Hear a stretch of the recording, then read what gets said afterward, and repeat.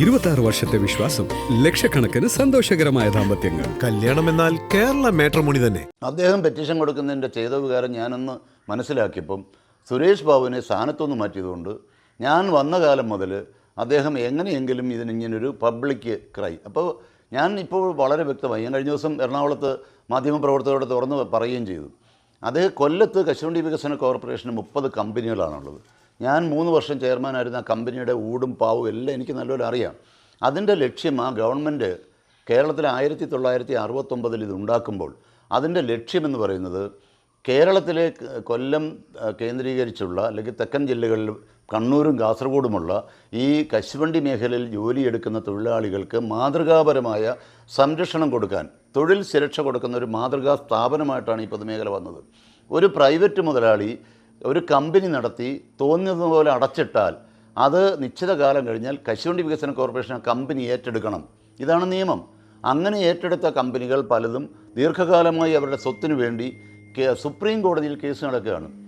ഈ വ്യക്തി ആ കോർപ്പറേഷൻ ഇല്ലാതാക്കിക്കൊണ്ട്, ഈ കോർപ്പറേഷൻ ഇല്ലാതായാൽ സ്വകാര്യ മുതലാളിമാർക്ക് അവരുടെ അനന്തരാവകാശികൾക്ക് ആ കമ്പനികളുടെ ഭൂമി തിരിച്ചു കിട്ടും. കോടാനുകോടിയുടെ, അന്നൊരു വിലയുമില്ലാതിരുന്ന കാലത്ത് ഇപ്പോൾ കോടാനുകോടി രൂപ വില കിട്ടുന്ന വസ്തുക്കൾ തിരിച്ചെടുക്കാൻ വേണ്ടി അവരോടൊപ്പം ചേർന്ന് നിന്നുകൊണ്ട് ഈ കേസ് നടത്തുന്ന കശുവണ്ടി മുതലാളിമാർക്ക് ഈ ഭൂമി വാങ്ങിച്ചു കൊടുക്കാൻ അച്ചാരം വാങ്ങിച്ചിട്ട് ആ പണമാണ്, ലക്ഷോപലക്ഷം രൂപയാണ് ഈ വ്യക്തി ചിലവാക്കുന്നത്. സുപ്രീം കോടതി കേസിന് പോകുന്നു, ഹൈക്കോടതി കേസിന് പോകുന്നു, ഒരൊറ്റ രൂപ ഇദ്ദേഹത്തിന് വരുമാനമല്ല. അപ്പോൾ ഈ ഞാൻ പറഞ്ഞ ഇദ്ദേഹത്തിൻ്റെ വരുമാനവും ജീവിതവും, അദ്ദേഹം ഈ ആർത്തുല്ലസിച്ച് നടക്കുന്നതെല്ലാം എനിക്കെതിരെ പെറ്റീഷൻ കൊടുക്കുന്നതുകൊണ്ടാണെന്ന് കൃത്യമായി മനസ്സിലാക്കാൻ എനിക്ക് കഴിയും. അതുകൊണ്ട് അദ്ദേഹം നീണാൾ വാഴട്ടെ, അങ്ങനെ തന്നെ മുന്നോട്ട് പോകട്ടെ. ഞാനിത് ഫേസ് ചെയ്യാൻ തയ്യാറാണ്. എനിക്ക് യാതൊരു മനസ്താപവുമില്ല. കാരണം എനിക്ക് ഞാൻ ആരാണെന്ന് നല്ല ബോധ്യമുള്ളതുകൊണ്ട് ആരെന്ത് പറഞ്ഞാലും, ഏത് ചാനലുകാരൻ എന്നെ, ഇന്നലെ ഒരു ചാനൽ പറയുന്ന കേട്ട് ഹിമാലയൻ കൊള്ള 500 കോടി ഞാൻ കേട്ടുകൊണ്ടിരിക്കുകയാണ്, ഞാനും എൻ്റെ ഭാര്യയും കൂടെ കേട്ടുകൊണ്ടിരിക്കുകയാണ്. 500 കോടി രൂപയുടെ കൊള്ള. മിനിഞ്ഞാന്ന് ആ ചാനലടക്കം പറഞ്ഞത് 80 കോടിയുടെ അഴിമതിയാണ് 10 വർഷം കൊണ്ട് കണ്ടതെന്നാണ്. എങ്ങനെ ഇങ്ങനെ വിളിച്ചു പറയാനൊരു മാധ്യമപ്രവർത്തകന് കഴിയുന്നു? എന്താണ് അദ്ദേഹത്തിൻ്റെ താല്പര്യം? അപ്പോൾ ഏതോ ഒരു വൻ ശക്തികൾ ഇതിൻ്റെ പിന്നിലുണ്ടെന്നും അവർക്കൊക്കെ വലിയ സഹായം കിട്ടുന്നുണ്ടെന്നുള്ളത് കൃത്യമാണ്. ഞാനിതൊക്കെ തുറന്നു പറയുന്നത് എൻ്റെ കാര്യത്തിൽ എന്നെ അന്വേഷിക്കുന്ന, എന്നെക്കുറിച്ച് മനസ്സിലാക്കുന്ന എല്ലാവർക്കും ബോധ്യമുള്ളൂ. പിന്നെ ഒരു വ്യക്തി ഇങ്ങനെ പരാതി കൊടുക്കുന്നതിന് എന്ത് ചെയ്യാൻ പറ്റും? നവാബ് രാജേന്ദ്രൻ എന്ന് പറഞ്ഞ ഒരു സഹോദരനെ ഞാൻ ഇപ്പോഴും ഓർക്കുകയാണ്. കെ കരുണാകരനെതിരെ എത്രയോ കാലം നവാബ് രാജേന്ദ്രൻ പെറ്റീഷൻ കൊടുത്തു.